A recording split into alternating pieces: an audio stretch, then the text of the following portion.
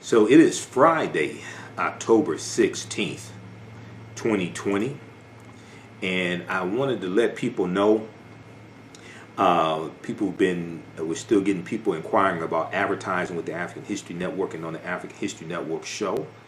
And now that I'm on Monday through Friday, want to let you all know that you can now advertise with the African History Network with the African History Network show on our weekly show.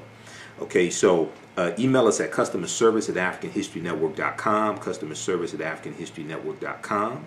African American business owners who want to advertise your business. You may have an e-commerce store, you may have a brick and mortar store, whatever type of business you're in, whether it's health and beauty products, whether you are an author, whether you sell books, whether you have a home school or you deal with education, you can advertise with the. So what we do, we create a video commercial for you, and you may have seen in some of the rebroadcasts of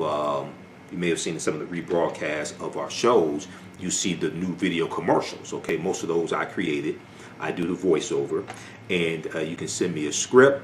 We put together that 30-second to 60-second video commercial, and then when we re-air the shows, we re-air them throughout the week. People see your commercial. This helps promote you. We also upload the video commercial to our Facebook fan page, the African History Network, and then also on our YouTube channel, Michael Imhotep, Imhotep.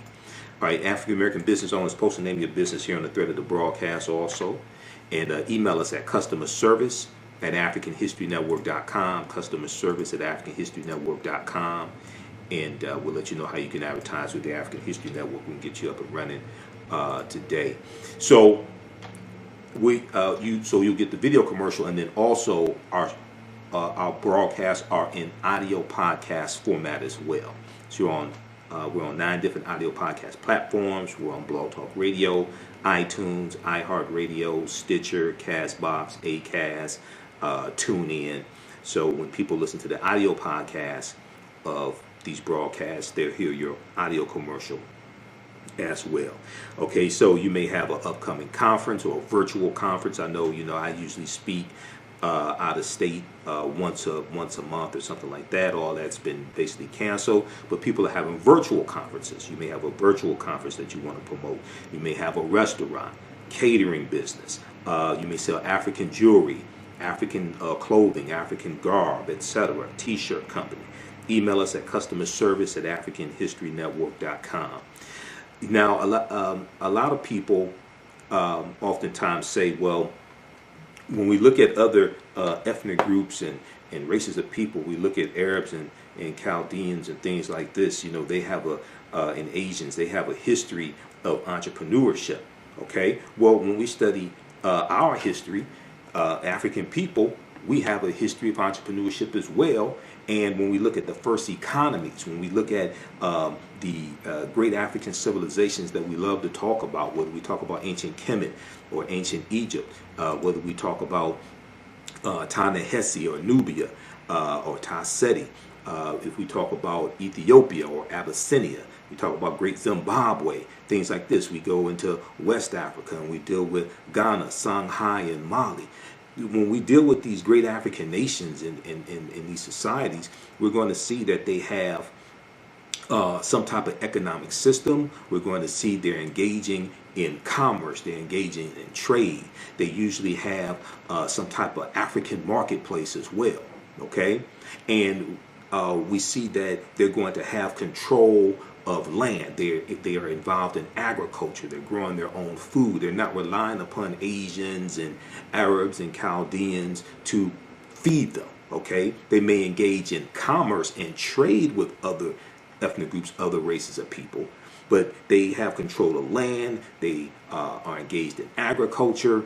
They have mineral wealth. There's an economy, and there's some type of government system. There's some type of structure as well. When we look at these great African societies, we see this.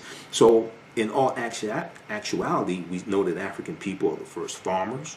We're the first entrepreneurs as well. That's in our history. But even in this country, we have a deep, rich history of of entrepreneurship. We have the co-ops, the cooperatives. Dr. Jessica Gordon Nimhard is the author of the book Collective Courage. Collective Courage. And Dr. Jessica Gordon Nimhard is the author of the book Collective Courage. And Collective Courage deals with a history of African American cooperative thought and practice. A history of African American cooperative thought and practice. And I interviewed this sister back in about 2014, I think it was. Maybe it's about 2016 I interviewed her. And she was speaking here in Detroit. So I interviewed her to help promote the lecture. And her book deals with the deep, rich history of cooperative economics, the co-ops. And the co-ops, the cooperatives, those are African principles we brought with us from West Africa.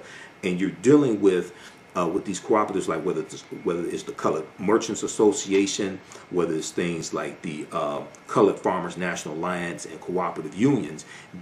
These are ways that African Americans engaged in economic empowerment, engaged in business, engaged in economics. And it's a collective. The members were owners of the organization or of the business or something like that, as opposed to maybe just individual owners or maybe just a family owning a business. You had a collective and you could compete better. You could, the owners shared in the profits. It was more beneficial as opposed to the capitalism that we're taught, or it gets dressed up as black capitalism, etc. And what happened was, a lot of African Americans went to white business schools, or they went to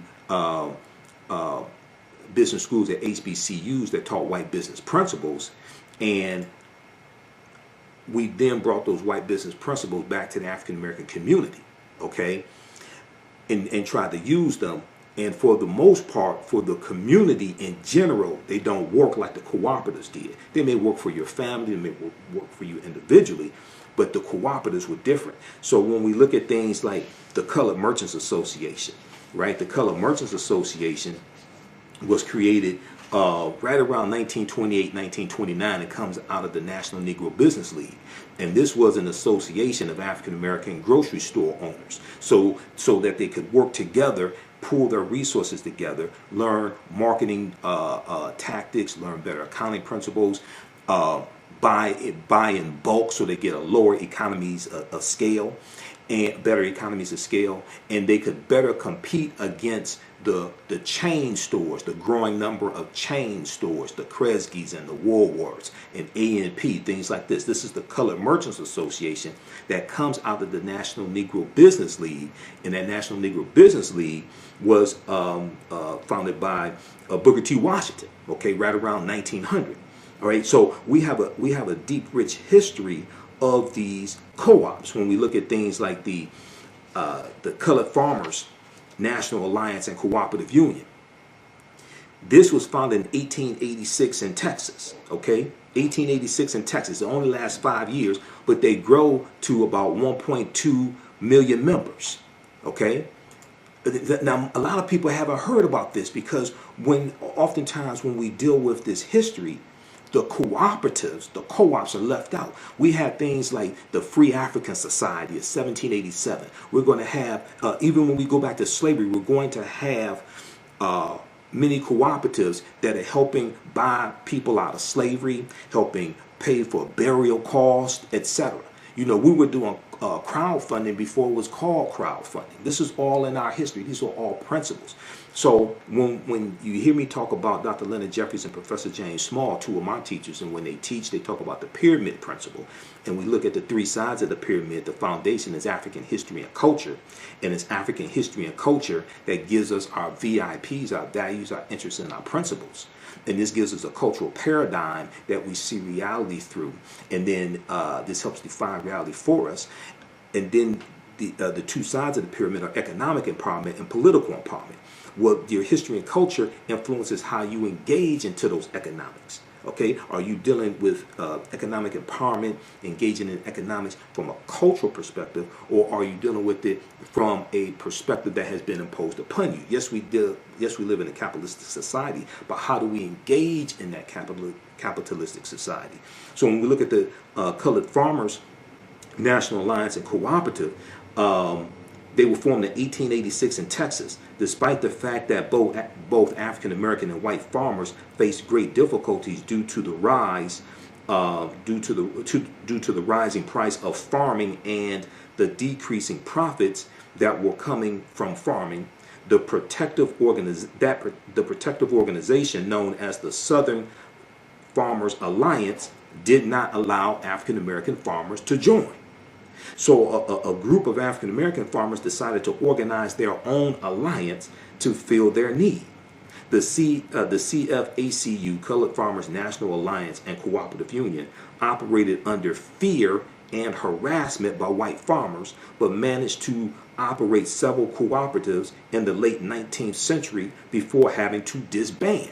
They were getting threats. They were getting death threats.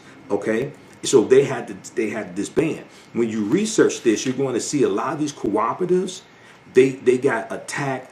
Some people were beaten up, killed. So they're going to have to disband to save their lives. Members of the CFACU shared agricultural techniques and innovations and coordinated cooperative efforts for planting and harvesting. The union promoted alliances between farmers and laborers and was active in local and regional politics in order to maintain rights for African Americans after Reconstruction. So Reconstruction is 1865 to 1877. It's estimated that the CFACU had 1.2 million members and was the largest black organization of its time.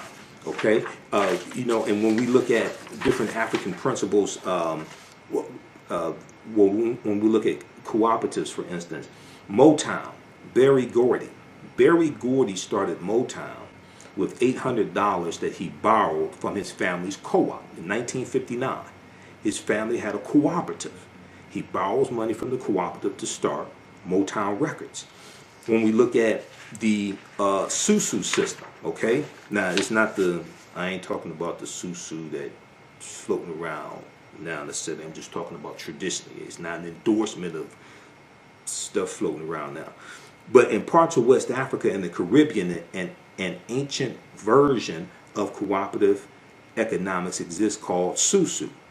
As one of the oldest forms of microfinance in Africa, the practice is run by one of Africa's oldest financial groups, Susu collectors. They run their business from kiosks in the marketplace and act as mobile bankers. Clients make low but regular deposits on a daily or weekly basis over the course of a month into a Susu account.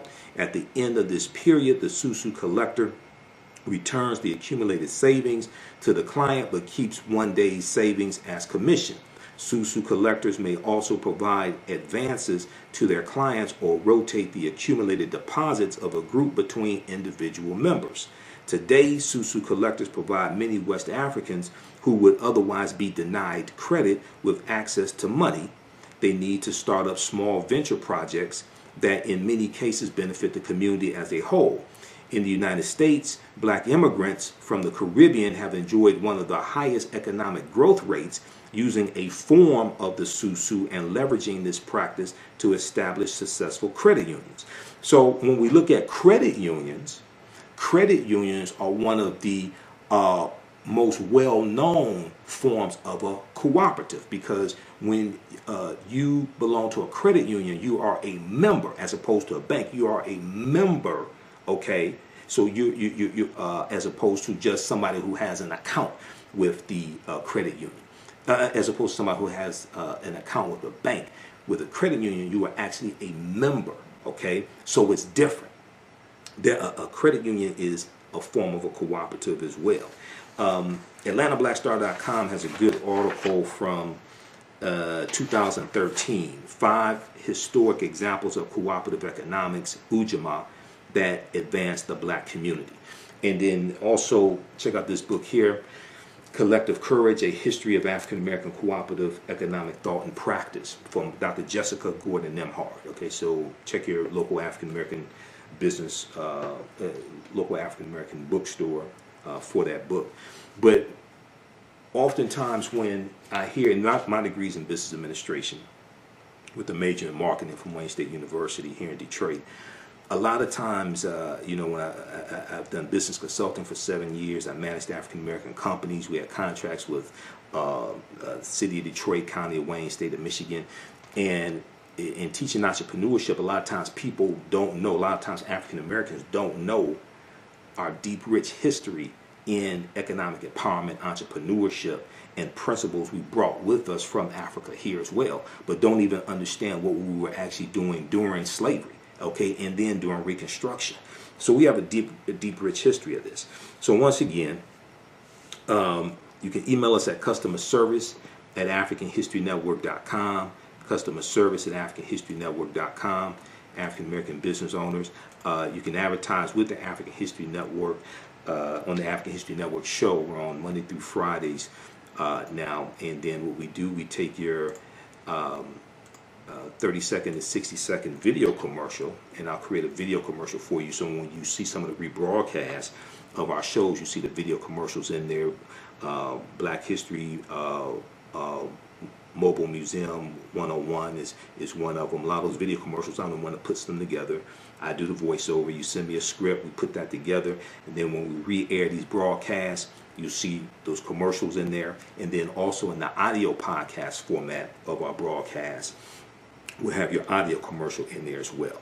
Okay, so we're on 9 different audio podcast platforms: iHeartRadio, FM Player, TuneIn, iTunes, Blog Talk Radio. So if you are African American book author, if you have a bookstore, whether you have a brick and mortar store or a e-commerce store, if you sell health and beauty products, clothing, African garb, or whether regular clothing, if you sell athletic gear, shoes, okay, you have a fitness website, if you have an upcoming conference or event, virtual conference, etc., we can help you market that at the African History Network. Email us at customerservice@africanhistorynetwork.com, customerservice@africanhistorynetwork.com. Also follow us on our Facebook fan page, The African History Network, The African History Network, and turn on notifications so you know when we go live. Follow us on our YouTube channel, Michael Imhotep, IMHOTEP, on YouTube as well.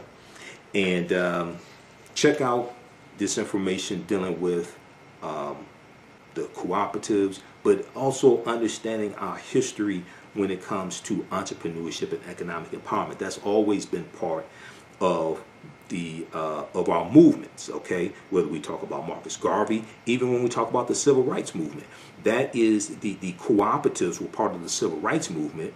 It's just not talked about a lot when they retell the story. They oftentimes they just talk about marching and sitting in and different things like this. But there was an economic component to the civil rights movement as well. And actually, if you look at this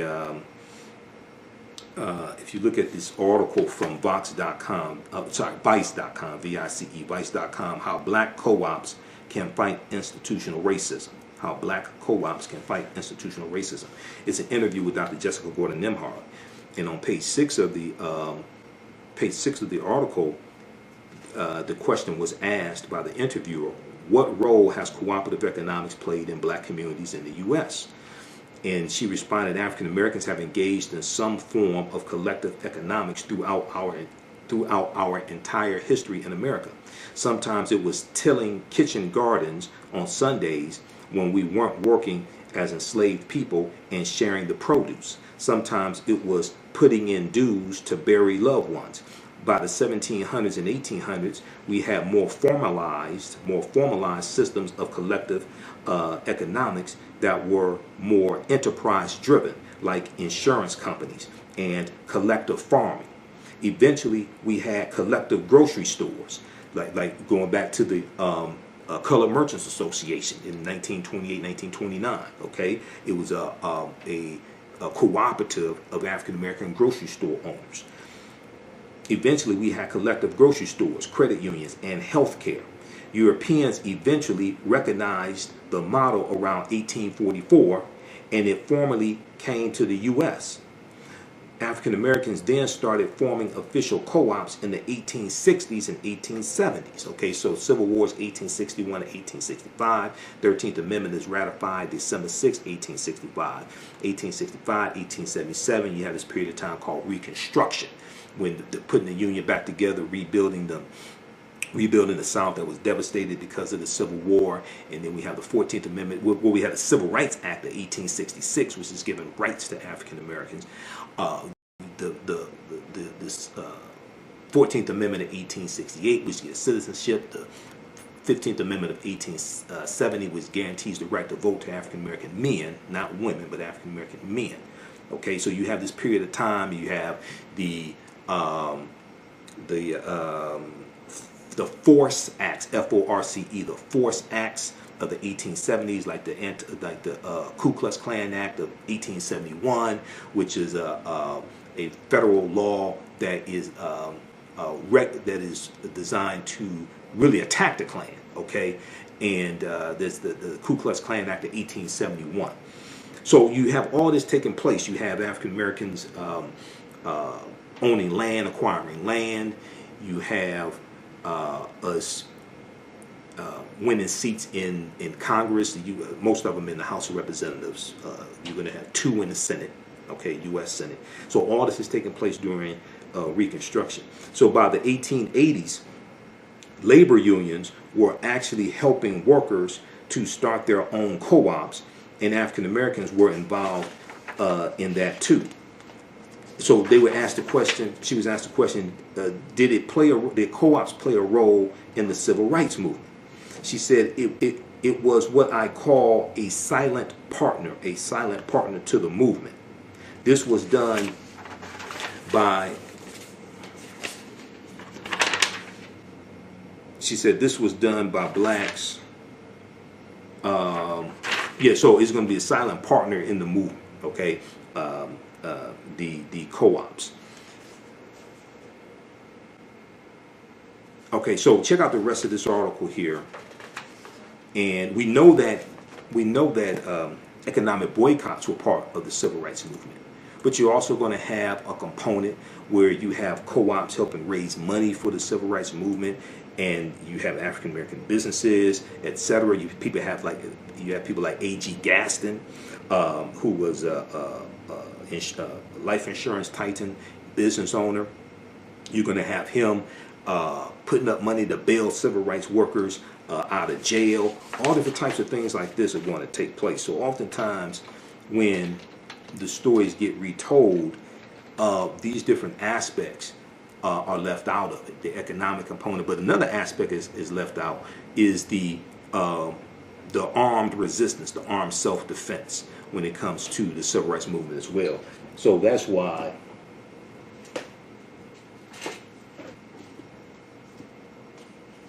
this book here is so important, and also the book by the Deacons for Defense.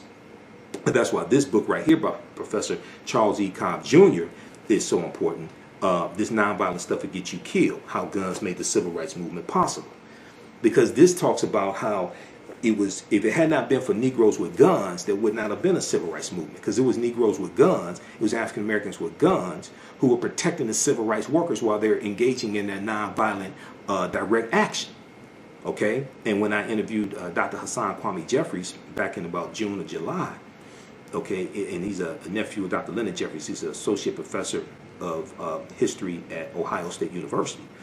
We talked about John Lewis passing and Bill Clinton's comments about Kwame Ture, Stokely Carmichael at John Lewis' funeral. So we got deep into this history, and we did with the Black Power movement coming out of SNCC in 1966, the Student Nonviolent Coordinating Committee, and Kwame Ture winning the chairmanship of SNCC, John Lewis leaving, others leaving who are not with the Black Power movement.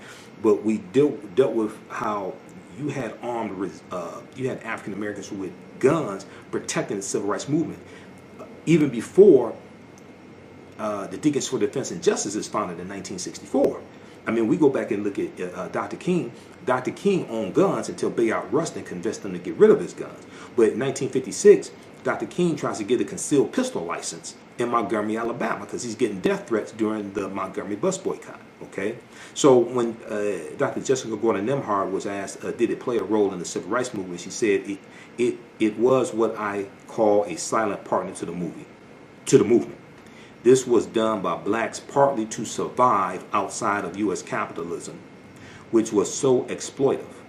It was also a way to create independence and wealth so we could be more politically active. Okay, so we have a deep, rich history of this. So this is what we have to tap into. This is why our history and culture is so important. People's history and culture teaches them how to deal with the problems of the past, in the present, and the future to meet the needs of the community. Okay, this is why this is so important. Okay, so once again, email us at customerservice@AfricanHistoryNetwork.com. I didn't mean to go on so long, but I'm a teacher as well. For 25 years, the Black History 101 Mobile Museum has carried on the rich legacy of the Black Museum movement in America by showcasing original artifacts of the Black experience at colleges, universities, K-12 schools, corporations, libraries, conferences, and cultural events, making it the most traversed Black History mobile exhibit in American history. Dr. Khalid El Hakim is the founder of the Black History 101 Mobile Museum, and he is a highly sought-after public speaker on topics of Black history, social studies, education, museum studies, hip-hop, and race relations. Dr. Khalid was named among the change makers for NBC Universal's Erase the Hate campaign and listed as one of the 100 men of distinction for Black enterprise. He recently founded the Michigan Hip Hop Archive on the campus of Western Michigan University. The Black History 101 Mobile Museum is currently scheduling in-person and virtual exhibits nationwide. For more information, please contact Dr. Khalid Al Hakim directly at 313-645-4197, 313-645-4197, or visit their website at blackhistorymobilemuseum.com. That's blackhistorymobilemuseum.com. You can also email him at bhistory101@yahoo.com, bhistory101@yahoo.com. Yaya Rule is a line of African print-inspired apparel catered to the Black community. The pieces include t-shirts, sweatshirts, hoodies, jackets, dresses, skirts, activewear, bags, and other accessories and home decor. This brand offers a revived way for men and women to wear their Black pride and honor their African heritage anywhere at any time. This apparel line is for anyone, whether you are working in the corporate world, are an entrepreneur, or an artist. Their selection will allow you to casually let your pride shine or dress it up as wanted. It is for those who have already embraced African fabrics and for those who are just getting introduced to them. Reclaim and experience a part of our culture with rich and colorful African prints. The clothing line and the accessories are available right now starting at $17.99.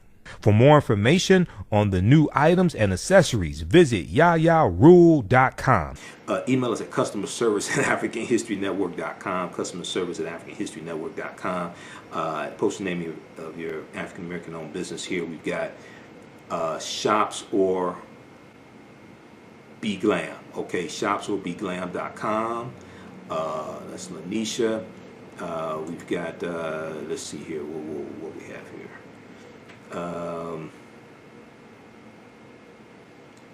We've got, okay, we've got Patrick, Tamiko, okay, we've got Joe. Yeah, email us at customerservice@AfricanHistoryNetwork.com. Okay, we've got, who else we have here? I'm looking at the names of some of your businesses. Anna asks, how can she get the book, Collective Courage? Yeah, check with your local African American bookstore or Amazon. It should be at Amazon. wombman.com, Mansa, Rubicon Restaurant, Rubicon Smoked Potatoes, Rubicon Restaurant, Tulsa.com. You're in Tulsa, Oklahoma. That's where Black Wall Street was. Tulsa was founded by Creek Indians around 1836. The Creek Indians, the Choctaw, Chickasaw, Creek, Cherokee, and Seminole Indians got pushed off their land in southeastern United States, areas like Georgia and Alabama, because of the Indian Removal Act of 1830, signed into law by President Andrew Jackson, which is the favorite president of this first Russian president of the United States, Donald John Trump. And they go over 1,000 miles on the Trail of Tears, and they take their African slaves with them. The Choctaw, Chickasaw, Creek, Cherokee, and Seminole Indians all owned African slaves. Now, as Professor James Small, one of my teachers, pointed out to me, he said the Red-tailed Creek Indians did not own slaves, but you're going to have some of them that own, these different nations that own African slaves as well. So when they go into Oklahoma, they take their African slaves with them. And Tulsa comes from the Creek Indian word Tallahassee. Tallahassee. This is where the word Tulsa comes from. So you're going to add the Choctaw, Chickasaw, Creek, Cherokee, and Seminole Indians, derisively, pejoratively called the 5 civilized tribes of Native Americans, because they adopted Christianity, learned to speak English, and owned slaves. They're all going to fight on behalf of the South during the Civil War. They all fight on behalf of the Confederacy during the Civil War because they own slaves. Okay, now you're going to have these Africans who marry into these various Native American nations, get citizenship rights, things like this. This is going to happen. A lot of us have some type of Native American ancestry. I'm one of them. I have Cherokee and Blackfoot on my mother's side of the family because my mother's from Tennessee. So what's going to happen is you're going to have the Black Freedmen Indian Treaties of 1866. And this is let me back up for a quick minute, and then we're going to end this. When these Native American nations take up arms against the Union during the Civil War, they violate treaties that they have with the United States. And these treaties stipulate that they can never take up arms against the Union. So before the Civil War, you're going to have these Native American territories where they own this land, where they have this land. That land is going to be taken back after the Civil War ends, and they're going to be put on reservations. But there are also stipulations that they have to free their slaves. Some of them don't free their slaves till like 1866, 1867.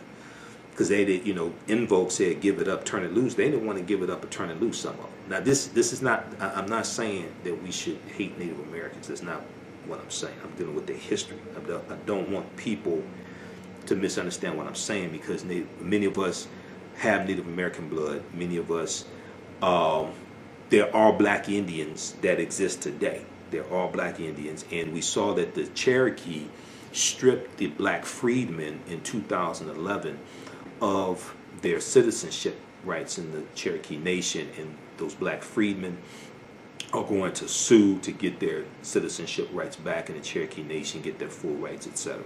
Okay, so there are about 566 or 567 federally recognized tribal nations in this country. Okay, so I don't want us to I don't want us to look at all of them negatively or attack them, things like this, because see, white supremacy pits groups of oppressed people against each other to fight one another. The U.S. has violated over 371 peace treaties with Native Americans, and oftentimes you're dealing, when you deal with different ethnic groups or what have you, races, what have you, that are fighting one another, usually they're operating based upon misinformation that's been fed to them coming out of white supremacy. All right, so we have to understand that also. But when you read Books like The First Americans Were Africans, Documented Evidence, and I just had Dr. David Imhotep on my show Monday, October 12th for Indigenous Peoples Day, Columbus Day. All right, The First Americans Were Africans, Documented Evidence, which deals with in the Americas going back at least 56,000 years ago in South America, but in the land we call the United States of America, going back at least 51,700 years ago. Okay, the Khoisan, who come from southern Africa, the ancestors to the Inuit and the Twa, they were here going back at least 51,700 years ago, before Native Americans, the people who we call Native Americans, came into existence. The people who we call Native Americans are the offspring, in general, the offspring of intermixing between Africans who were already here and Asians who come here around 3000 BC, okay, about 5,000 years ago. They intermix, and their offspring are, in general, who we call Native Americans. If you look at old black and white photographs of Native Americans, and this is why I can't do these broadcasts like this and only do 5 minutes, because where's that book? This book right here. So if you look at old black and white photographs of Native Americans, this is Chronology of Native Americans, the ultimate guide to North America's indigenous people, right? When you look at old black and white photographs of Native Americans, these were not a very light-skinned, almost white-looking people, like a lot of Native Americans you see today. No, not an attack on them. I'm just explaining this. These were usually a dark-skinned people, oftentimes with high cheekbones. And what's going to happen, you have those who are the offspring of an intermixing of Africans and Asians, one. Two, when European settlers come here, a lot of the African groups that are already here, a lot of them get reclassified as Native Americans. Okay, so you have to really understand this chronology of history. Dr. Jose Pimenta Bay, who's one of the baddest scholars who deals with the history of the Moors, teaches about the history of the Moors. He used to teach classes at Temple University in Philadelphia. Last I heard, he's at Berea College in Kentucky. Okay, Berea College, incidentally, is where Dr. Carter G. Woodson, co-founder of the Association for the Study of Negro Life and History, September 9th, 1915, and founder of Negro History Week in 1926. Berea College is where Dr. Carter G. Woodson got his undergraduate degree. All right, it's just a little Black history fact, African American history fact. But so we have to understand this chronology of history. Now, in all of this history, this does not mean the transatlantic slave trade did not happen. It does not mean August 20th, 1619 did not happen when those 29 Africans on the White Lion pirate ship are traded for food and water and supplies. That does not mean that did not happen. That does not mean 1526 did not happen when the Spanish had taken Africans into the territory, the area we call South Carolina and Georgia. And they're enslaving them. Those Africans are going to overthrow their oppressors, and they're going to disappear, run away to join Native Americans. That doesn't mean 1526 did not happen. That does not mean 1513 did not happen when a West African born in West Africa around 1480 named Juan Garrido comes into Florida with Juan Ponce de Leon, the Spanish conquistador.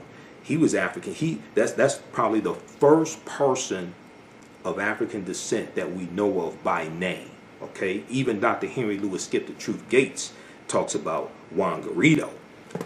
He talks about Juan Garrido in where's Gates' book? You gotta bear with me. Okay, so I got like 5 stacks of articles in file folders to my left, and I got 7 stacks of books to my right. So you just gotta bear with me. But in Gates' book, African Americans, Many Rivers to Cross, he talks about Juan Garrido. Okay, in the I'll show it to you. This book right here. Actually, 2 books. Okay, so the African Americans, Many Rivers to Cross. In 2012, Gates did this, I think, a 6-part series on PBS. This is the companion book to that PBS series. Okay, and he talks about Juan Garrido in here. It's page, I think it's in the introduction. And just bear with me, I really did not plan to be on this long. I got a lot of work to do. Page 4. page 4. He's showing Juan Garrido and Juan Ponce de Leon. Okay. So, and then also in Gates' book, 100 Amazing Facts About the Negro. And Gates does do some good research. Now, there's some flaws when he talks about African involvement in the transatlantic slave trade, but I've read dozens of Gates articles. He does do some good research. Ancient African history is not his forte, though, you know. But this one right here, he talks about Juan Garrido in here as well, 100 Amazing Facts About the Negro. So, we have to understand the history. We have to understand it chronologically. Okay. African people migrate at different times for different reasons. It could be voluntarily, it could be forced, etc. So just because African people were here for tens of thousands of years, that doesn't mean that doesn't mean we weren't brought here as captives also. You have to understand the chronology of like the last 50,000 years of history as opposed to just the last 500 years of history. All right. Okay, so that's going to be it now. Okay. Also, if you like this type of information, you can donate to the African History Network. $ the AHN Show through Cash App. $ the AHN Show through Cash App. So that helps finance the research, helps us keep doing our Sunday night show. We're still on Sundays, 9 p.m. to 11 p.m. Eastern Standard Time on 9-10 a.m. the Superstation WFDF in Detroit. Now we're on Monday through Friday, also 11 p.m. to midnight as well. So now I'm doing 6 days of radio a week. Okay, I'm doing 6 days of broadcast a week. All right, so email us customer service at AfricanHistoryNetwork.com. We'll get you up and running right away. And the other thing is, if there's a situation where you say, well, look, I want to take advantage of this because we have limited inventory, a limited space. If it's a situation where you say, okay, well, look, I want to take advantage of this to lock in my ad space, but I won't be ready to advertise for a month, or I won't be ready to advertise till December or something like that. That's fine also. Still email us. We'll get you locked in. All right. Okay, so remember, at the African History Network, we focus on educating, empowering, and inspiring people of African descent throughout the diaspora and around the world. Because right now it's correct wrong behavior. What you do for yourself, what you do to yourself, and what you allow other people to do to you and get away with is based upon what you think about yourself. What you think about yourself is based upon what you've been taught about yourself. What you've been taught about yourself is based upon everything you've read, heard, and seen about yourself. Remember, right now it's correct wrong behavior. It's not over till we win. Wakanda forever. Talk to you next time. Peace. Have you tasted the world famous No Frowny Brownie yet from the Pink Bakery? If not, what are you waiting for? They are vegan, gluten-free, and free of the big 8 allergens. While eating their No Frowny brownies, the fabulous Miss Tabitha Brown said they were very good. Very good. And you know, if she says that, they are. The Pink Bakery is the first black-owned, Big 8 allergen-free baking mix company. Go to thepinkbakery.com, that's thepinkbakery.com, to order their No Frowny Brownie Mix today. Are you ready for a new black economy? Well, Happy, The Role of Economics in the Development of Civilization, is a brand new documentary that will set you on a new path of knowledge and enlightenment. The Happy film gives viewers a snapshot of our economic history from the dawn of civilization right up until today. The underlying theme of the film is the interrelationship between the 3 essential components of economics, politics, and culture. Happy brings together the brightest and most prolific minds in the fields of psychology, history, business, and politics, such as Dr. Leonard Jeffries, Professor James Small, Dr. Julian Malveaux, Dr. Zahi Hawass, and Jabari Osazi, and more.